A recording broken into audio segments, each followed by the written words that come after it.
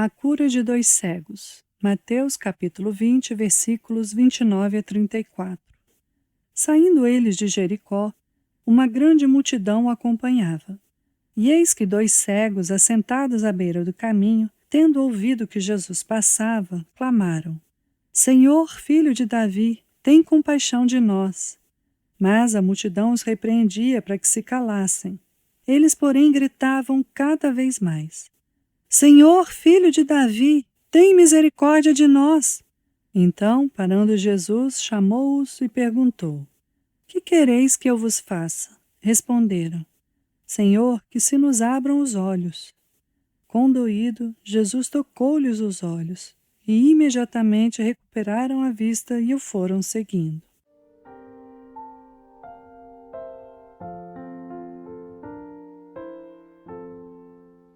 Nesses versículos, encontramos o quadro de um acontecimento na vida de Cristo. Ele cura 2 cegos que estavam assentados à beira do caminho perto de Jericó. As circunstâncias dessa ocorrência contêm lições de profundo interesse que todos os crentes fariam bem em relembrar. Antes de tudo, observemos que é possível encontrar muita fé onde às vezes menos esperamos encontrar. Embora cegos, aqueles 2 homens acreditavam que Jesus tinha poder para ajudá-los. Eles nunca tinham testemunhado qualquer dos milagres de Nosso Senhor. Conheciam-no somente de ouvir falar, e não pessoalmente. Não obstante, tão logo ouviram que ele estava passando, clamaram: Senhor, filho de Davi, tem compaixão de nós.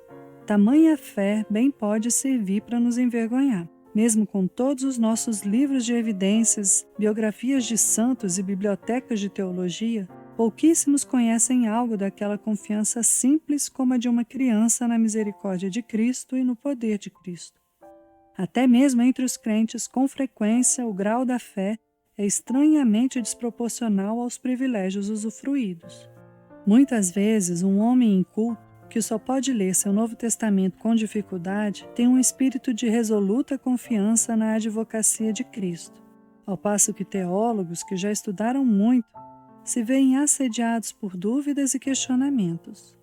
Os que, humanamente falando, deveriam ser os primeiros, muitas vezes são os últimos, e os últimos são os primeiros. Em seguida, notemos a sabedoria em aproveitar cada oportunidade para o bem de nossa alma. Esses 2 cegos estavam assentados à beira do caminho. Se lá não estivessem, provavelmente jamais teriam sido curados. Jesus nunca mais voltou a Jericó, e eles jamais poderiam ter se encontrado novamente com ele. Nesse fato tão simples, vemos a importância da diligência no uso dos meios da graça. Nunca deveríamos negligenciar a casa de Deus, nem deixar de nos reunir com o povo de Deus, tampouco omitir a leitura da Bíblia ou abandonar a prática da oração individual. Essas coisas, sem dúvida, não podem salvar-nos sem a atuação da graça do Espírito Santo. Muitíssimos fazem uso disso, mas permanecem mortos em delitos e pecados. Porém, é mediante o uso desses meios de graça que as almas são convertidas e salvas. Eles são os caminhos em que o Senhor Jesus anda.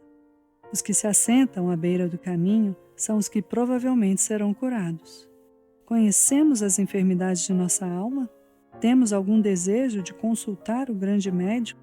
Em caso positivo, não deveríamos esperar em inatividade dizendo: se eu tiver de ser salvo, serei salvo de qualquer maneira. Pelo contrário, devemos levantar-nos e ir para a estrada por onde Jesus passa. Quem pode saber se logo não será a última vez que ele estará passando por aqui? Assentemo-nos diariamente à beira do caminho. Em terceiro lugar, observemos o valor do esforço e da perseverança na busca por Cristo. Os 2 cegos foram repreendidos pela multidão que acompanhava o nosso Senhor. Disseram-lhes que se calassem, mas isso não seria suficiente para silenciá-los. Eles sentiam quanto precisavam de ajuda.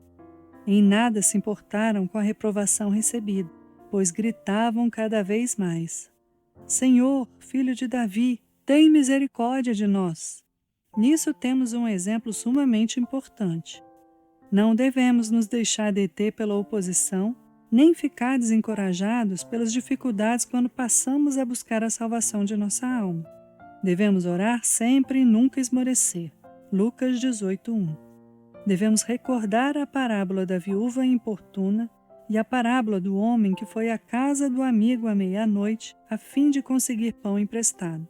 É dessa maneira que devemos insistir em nossas preces diante do trono da graça, dizendo: Não te deixarei ir se não me abençoares. Gênesis 32:26.